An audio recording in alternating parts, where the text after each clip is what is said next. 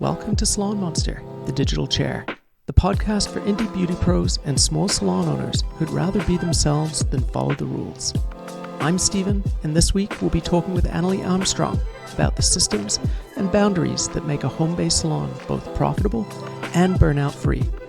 I hope you enjoy. Please tell me a little bit about yourself and your salon. Welcome. My name's Annilee, and I started my home salon about 13 years ago.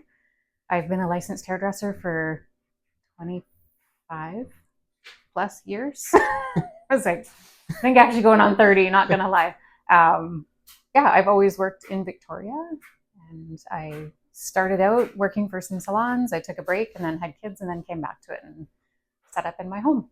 Brilliant. Yeah. What sort of route did you go for education? Did you go the apprenticeship route or did you go through hair school? I went to Academy of Excellence when it was down on Fort Street, way downtown. Absolutely. Yeah, and it's funny, I called around salons and I said, which school's turning out graduates that are well-trained? And 95% of them said Academy of Excellence. Now that's a brilliant okay. idea to go ask the salons what schools they're finding. Yeah. I love that. That's really good. I haven't actually heard that before. Yeah. And that's a great tip. Yeah, because there was, 5 or 6 schools at the time. And now there's sort of like a couple of main ones in the apprenticeship program. Yeah. And then through VIU at the school level, which is amazing. I think the schools are doing a fabulous job that way. It's great to have that option now too. Totally. I would have loved that. Not that I think I would have gone into hairdressing in high school, but it's a good option for kids who are thinking about stuff like that. Yeah. Did you pursue another career first before coming into hair or no? No, I just worked kind of retail, food service, whatever. Wasn't sure what I wanted to do after high school. Totally. Just sort of many of us fell into it. Yeah. That's cool. Yeah. So I guess that brings us to sort of, how did you get started in hairdressing? When I finally realized I needed some kind of career and that I was not interested in going to university for a 4-year degree of something, I started looking for a career that would be flexible, which led me to looking into the trades. And then I was like, oh, hair or aesthetics, what would be fun? And chose hair because I did not want to work on people's feet. I was like, nope, cannot do aesthetics. Fair enough. Yeah. So when I looked into it, though, then I was like, oh, actually, it's interesting. And I really enjoyed it and did well in school. And all that. Yeah. Yeah. It's been a good choice. It's been a good choice, yes. But it was done much differently back then, too, right? We didn't have to do the Red Seal exam. We could just do the provincial one. So it was just done a little bit differently. Totally. Yeah. It's continually evolved over the decades. It's continually evolved, yes. And then unfortunately now being deregulated. Yeah, that is the unfortunate side at this point. Yes, especially when I realized all the training and all the stuff we went through. Exactly. All the licensing people that would come around to salons and make sure your license was displayed. Yeah. It was different. Yeah. Yeah, it's been a very interesting thing with the deregulation. It has. Unfortunate, but hopefully one day we'll get back to it. Yeah, fingers crossed. Yes. Yeah. So when and why did you go independent as a stylist? I went independent because I needed flexibility when the kids were younger, and I chose to come back to it. Really, really needed the flexibility that I initially went into hairdressing for, which I wasn't getting in a salon because you have to work the hours that they set you to work, and that makes sense. But yeah, it felt like working for myself. I could work during the times when the kids are in school, take off the times when they're not in school, and then just have that understanding with clients that sometimes things might need to change on a dime and I might need to reschedule. I might need to pick up a kid, stuff like that. So yeah, and I also felt like I just didn't really fit into regular mainstream salons. Yeah. For whatever reason. You can take ownership and take control of your situation when you're in an independent space. Exactly. Yeah, there was some bosses that had some interesting take on things. I like to show my clients how to do their hair sometimes, because if you can't recreate it at home, what's the point? Absolutely. And I remember showing a lady that, and she was so thankful. And then my boss chastised me afterwards. He was like, don't you ever do that. They came in to pay for a service. I'm like, but shouldn't that be part of the service? Absolutely. Yeah. I was like, this is not okay. Yeah. And how their hair is after they leave the salon, they perceive that as the work that you've done. Yes. So if they don't know how to maintain that. Yeah. But he said, no, she's paying you for the whole service. I'm like, okay. Like, I'm not like making her blow dry half her head, but I'm going to show her what. Anyway. Yeah. So things like that. I was like, no, I kind of want to educate my clients. That keeps them coming back. Yeah. That's wonderful, and Yes. such an important aspect of. Totally different mindset. Yeah, that's it. And we all have different mindsets. And with Yeah. the independent space, you can set the culture that you want. Exactly. Yes. Yeah. So what's one thing you wish you'd known when you first started out in hair? That you still need mentoring, and that continuing education is so important throughout your entire career. I don't know that continuing education was such a big thing 30 years ago. There was hair shows, but they were in Los Angeles or New York, and that wasn't always feasible for people to go to. And when you're a young stylist, you just don't know. So I'm glad that it's such a big thing now. And then don't be scared of or take offense to constructive feedback, because that helps you grow and helps you learn. And it's okay. But it's something a lot of us don't learn, is how to work with constructive feedback. Totally. Yeah. No, I always tell my clients, I'm like, tell me. Yeah. Like in 3 days, when you do your hair again, tell me, text me, something I need to know. We always say we're not great mind readers, but we're good at fixing things once we know about it. Exactly. Yes. That's really great advice. And so what's one or two tips that have helped you manage and grow your business? Having a bookkeeper, number one. For me, anyway, I'm not a numbers person. Like most hairdressers, I like to work behind the chair. The admin stuff and the numbers are not my forte. So yeah, having a bookkeeper and then having a scheduling system. Bookkeepers are so valuable, though, aren't they? So valuable. Yeah. Yes. It's one of those things where I did my taxes 1 year and I was like, nope, it's not doing it again. Yeah, I think that makes it for all of us. Yes. Yeah. It's not the reason. The reason we got into business is not usually to do bookkeeping. No, exactly. Yeah, and exactly. yet it is such a fundamental piece. Yes. Yeah. There's professionals to do different jobs for a reason, and I value that. I love my bookkeeper. Yeah. Thank you, all our bookkeepers. Yeah, totally. Yeah. Very cautious about who I refer to her because I don't ever want to lose her. So you mentioned earlier that mentorship and education is such a big aspect. Have you ever had a mentor or a coach? And if so, who were they and how did they inspire you? Not really specifically a mentor or a coach, but I did work for one salon where there was a older stylist, older than me anyway, and she just had confidence in people, and she would walk me through really difficult haircuts, even on herself, even though I was nervous, and it was a very technical, asymmetrical cut, and I was brand new out of school, and I thought, I can't do this. She said, yes, you can. I'm going to sit down in the chair, you're going to cut my hair, and I'm going to tell you how to take each section. So she kind of mentored me a little bit through that kind of stuff. And I still remember her. I still see her occasionally at the suppliers or at hair shows, and I always give her a hug, and she remembers. So that was sort of it. But it's one of those things that kind of stands out in my mind. I'm like, no, that's the kind of hairdresser I want to be. There's younger people, kind of pay it forward. Absolutely. Yeah. Yeah, and to have someone help you build that confidence Totally. is totally invaluable. Yeah. Yeah, that's wonderful. Yeah. Which salon was that at? I don't want to say. That's okay. Don't worry. I totally understand. I wound up taking them to labor relations in the end. Oh, fair enough. They're still around though. We'll leave that bit out. Leave that bit out. Yeah, we're not going to go there. I'll tell you after you're not recording. That sounds good. Do you have any advice for independent stylists who need help growing their client list? Sure. It's a learning curve. Referrals and word of mouth are going to be the best advertising. Having a referral program, somebody recommended that to me. So every time somebody came in, they would kind of get whenever a new person came in referred from somebody else, the person that referred them would get either a discount on service or a free sample product, something like that, which kept people coming in. As soon as people hear there's a freebie or a deal, then people come in. So the referral program was definitely an asset. And then pre-booking people upon checkout is the easiest way to make them return. It's so critical, isn't it? Yeah, but it also comes into the point of having your education, keep that topped up, because there's new things. And if you're getting stagnant in your skills, people will stop coming. Yeah. So yeah. It all kind of rolls into one. And the pre-booking can be something that benefits both you as well as the client. Exactly. Yes. Yeah. Then they know it's in their schedule. Yeah, absolutely. And having a system that reminds them is handy.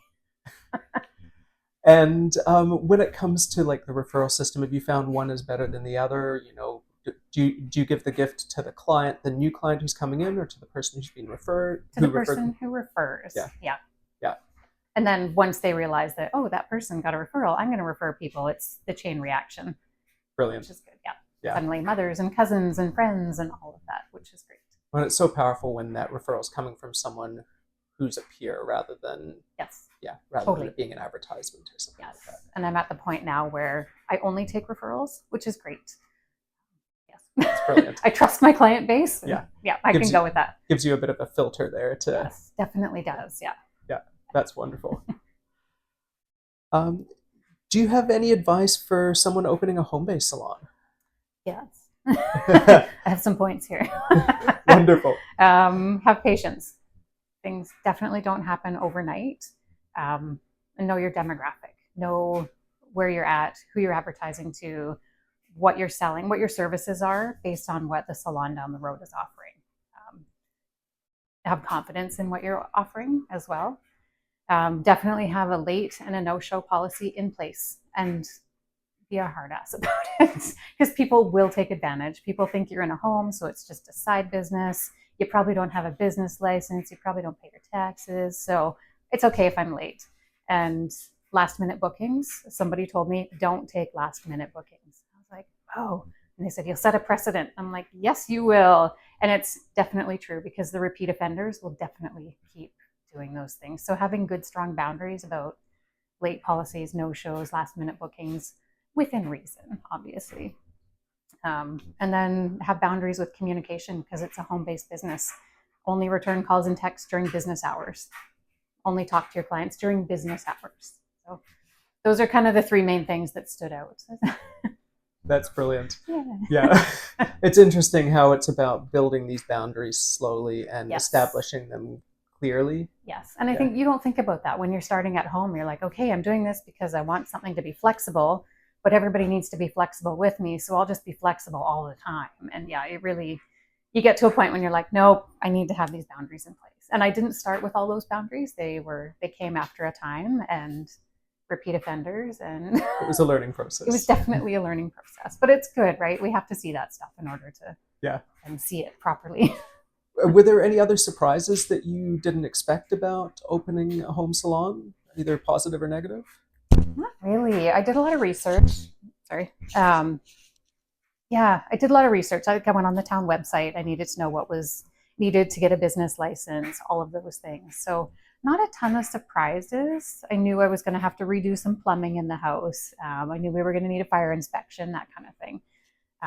But I researched all that. So I don't think I had too many surprises.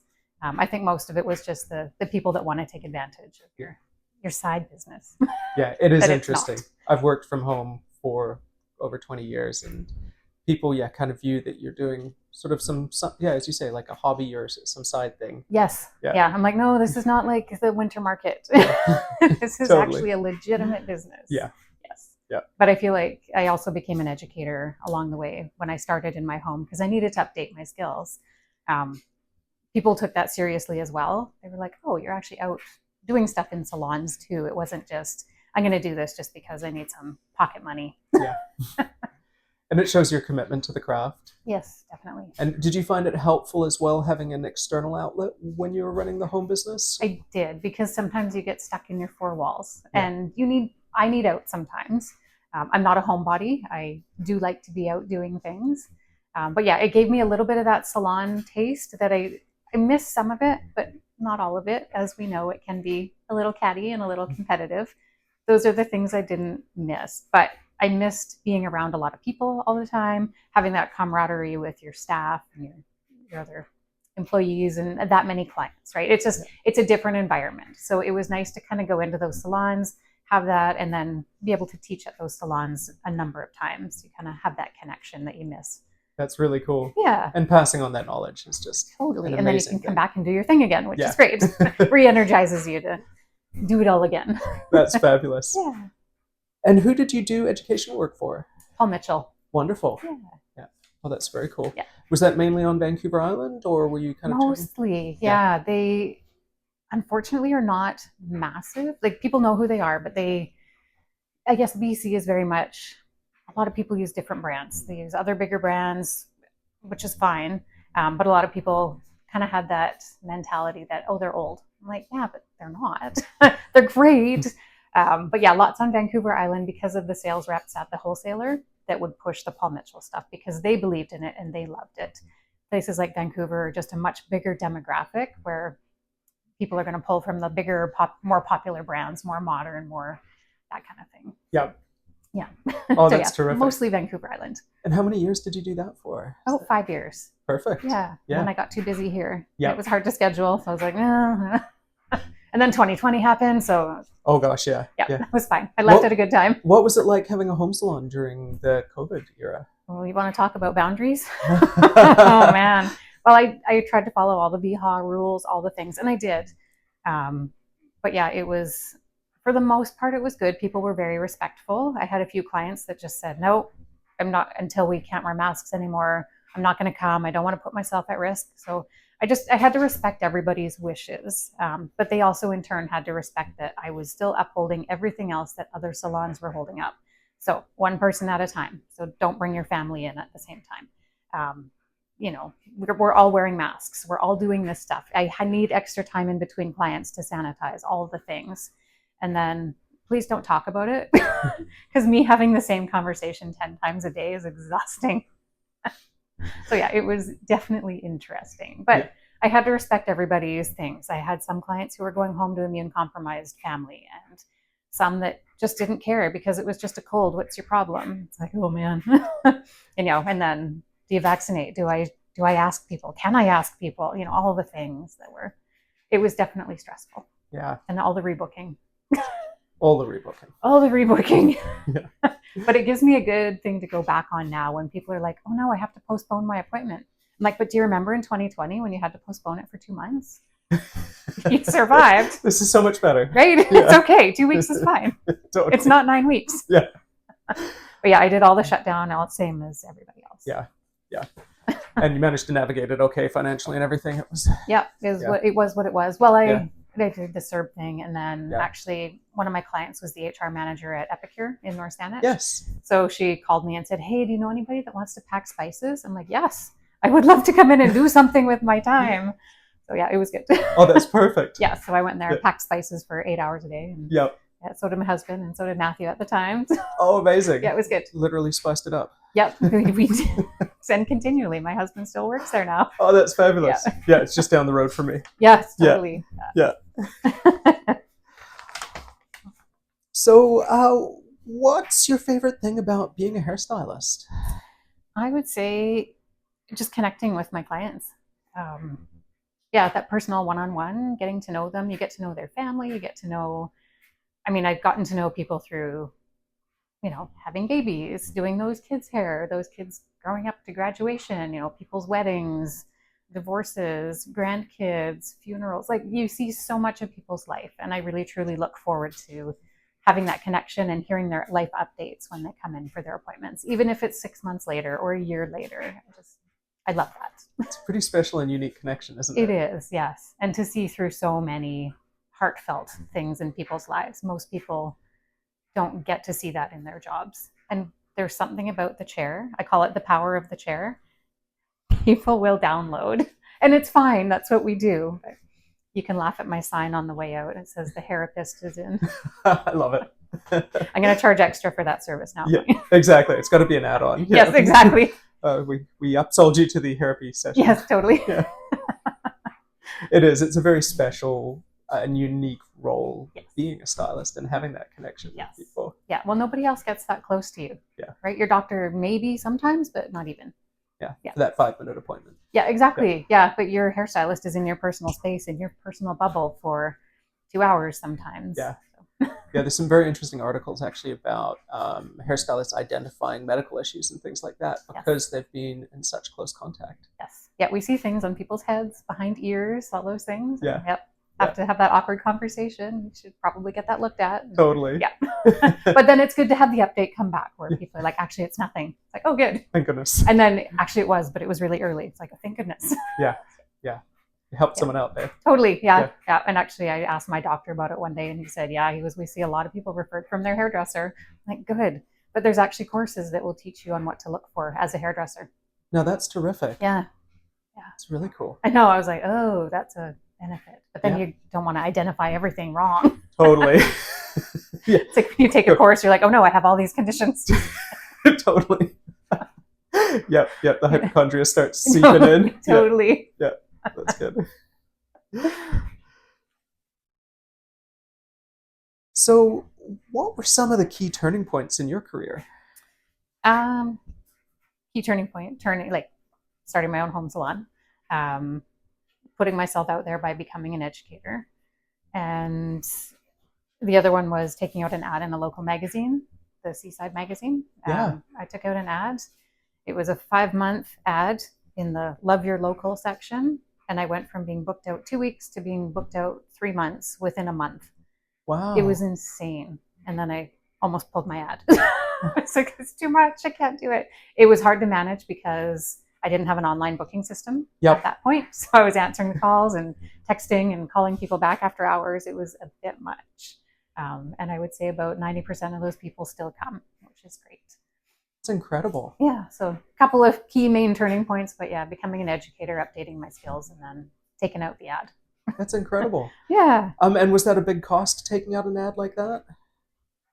I think it was average. I mean, the old adage, it costs money to make money, but I feel like it's just the cost of doing business. Yeah. I didn't feel like it was anything exorbitant. It wasn't like $500 a month or anything. Yeah. But yeah, it was a 5-month contract and it was a flat fee, and I got to change the ad every now and then. So yeah, I met a lot of people through that, and it was great.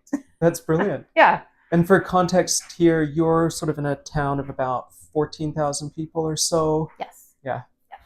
So. Yes, it's a small town. Everybody knows who you are. Yeah. And then everybody knows who your kids are because you have pictures of them up. So they know, and they see them around working. They're like, I know you. So it's big enough to have a little bit of anonymity, but small enough that people still recognize your family when you're out and about. I actually remember when your ad was in Seaside. Oh, do you? Yes. That was before salonMonster. Yes, exactly. Why didn't you call? I had to learn that I had to let people know that we existed. Oh, it turns out that's actually a good thing to do in business. It is. Yes. Yes. And that's what even my neighbors are like, oh, we had no idea. I'm like, oh yeah. And I should have had a sandwich board on the lawn or something, right? But yeah.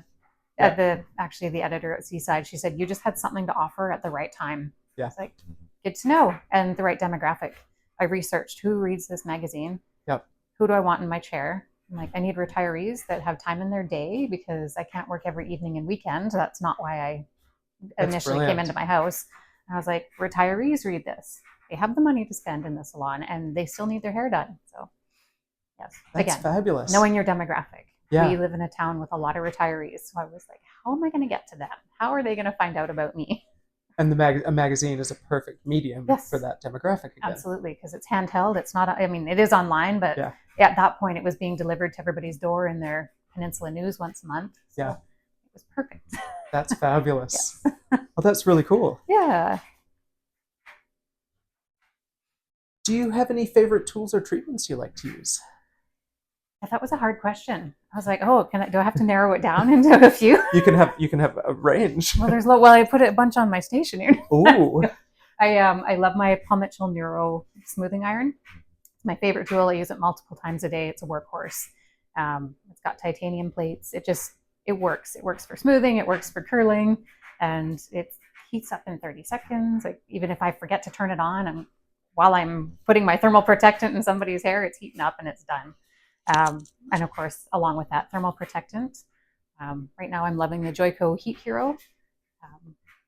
And as far as treatments, I'm really liking the Redken acidic bonding concentrate.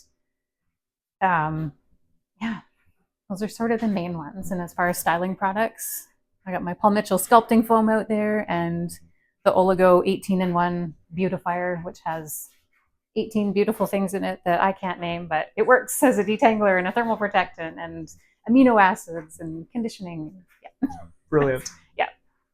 And probably a million other things. Totally. There's so many that come into play. There's so many. I know. And I always wanted to be that hairdresser that only had like one line to pull from because that's less confusing. And of course, as things go on and you morph into what you're going to be, now I have 3 or 4 different lines that I bring in because I have favorites from each one. Yeah, each one fills a different role, doesn't it?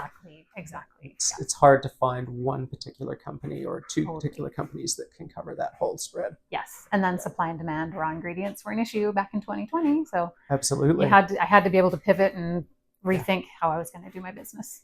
Totally. Yeah.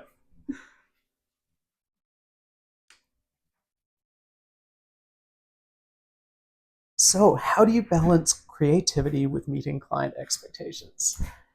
Well, I'm always up for trying something new. But when people want to try something new, I have a good solid consultation with them because we need to talk about their growth pattern of hair, what their maintenance is, all of those things. And if they're on board with it, then the world is my oyster. They usually let me go for it. But I do also let them know that that inspiration picture they've brought in will be inspiration. I can't make you look exactly like that person or that picture. We can do our best. And then just having realistic expectations for them. It helps me kind of, I guess, get that out there, whatever they want, and telling them this might take 3 appointments to get there, or yes, we can do this all today. And yes, if you want bangs, that's fine, but just know it's going to take a bit to grow out. So it comes down a lot to expectation setting and expectation setting, yes. And I mean, everybody says under promise, over deliver. And that's good to a certain extent, unless somebody's lying about their hair history. And that's a whole other thing. But yeah, I think just having realistic expectations for them, and then I can be creative within my own wheelhouse, and they're usually happy with the result. That's fabulous. Yeah. All right. Now we've got a couple of salonMonster questions. Perfect. So why did you choose salonMonster over alternatives? Well, I tried the other alternatives, and then I chose them because they had the features that I required without the extra cost of things I didn't need. A lot of them were charging fees for new clients coming in, and it was a lot. So I was like, don't need that, don't want that. So that kind of made the online booking thing null and void. And I also love supporting a Canadian company, and it's local. You guys are just down the road. Certainly lovely for me. It's so nice Yes. for me to be able to come and sit down and have conversations. Yes. And I so appreciate how kind you've been with that. Yeah. And what for you is the most beneficial feature of salonMonster? For me, the reporting just is so much easier than some of the other platforms out there. That's wonderful to hear. It's just easy. My bookkeepers had no problem. There's been no questions going, what is this about? What is this one? So, yeah. That's great. Towels are done. Towels are done. That's it. The life of the stylist. Yes. Launder and and hairstylist. Pretty much, yeah. Yeah. We have to do it all. Yeah, we were just out for dinner with my friend 2 nights ago, and it was all washer and dryer stories. It was a little ridiculous of all the washer and dryer horror stories of the life of the stylist. Oh my goodness, yeah. I know. And when you need a new washing machine, which one do you get? Yeah, seriously, they're all going to break. So. Yeah, eventually. They're not going to last forever. Yeah. Yep. How would you compare running your hair business now versus before you started using salonMonster? I would say I was struggling with the other booking platforms due to the rising costs and being a sole proprietor. A lot of them more focused on the larger salons. So I wanted something that I knew I wasn't going to pay a giant fee for 5 stylists when it's just me booking. And yeah, salonMonster does both those things easily. Thanks. It works. And what would you say to someone considering signing up for salonMonster? I would say if you want support at your fingertips, then go for it. If you want to support a Canadian company, that's a bonus, I think. Yeah, especially when you don't have a receptionist, the online booking is amazing. And then I can go in and adjust when somebody books something online. I love that clients can put in notes when they do book something online, just in case. And then I can adjust things based on that. I would say go for it. Brilliant. And are there any other things that you'd love to share with like a younger you or a young stylist that you think, the sort of things you wish you'd known? I mean, we covered that a little bit. But... Oh, yeah, I would say have realistic expectations. Just research what the industry is about and what you want out of it. And you'll get out of it what you put into it. But just understand what it's like. You're not going to come into doing hair out of beauty school on a runway. It's just not going to happen. You have to do some of the grunt work first. And that's okay. You're going to have to do the laundry. You're going to have to dust the shelves. Those things are okay. That helps you understand how a salon works. So that if you ever want to run your business one day on your own, you have those basics back your head. So yeah, I would say just have realistic expectations. I love that. Yeah. Yeah. Yeah. There's so much more to running a business. Yes. And nobody starts at the top. Yeah. And that's okay. Yeah. You can't. And when it's your own business, at the end of the day, you're the one who needs to get it done. Exactly. Yeah. And I will get out of it what I put into it. If I don't want to work today, I'm not going to make money. Yeah. So. But that's on me. It's not on my employer. Totally. Yeah, no, there's lots and lots of things I could go into, but I'll keep it at that. Wonderful.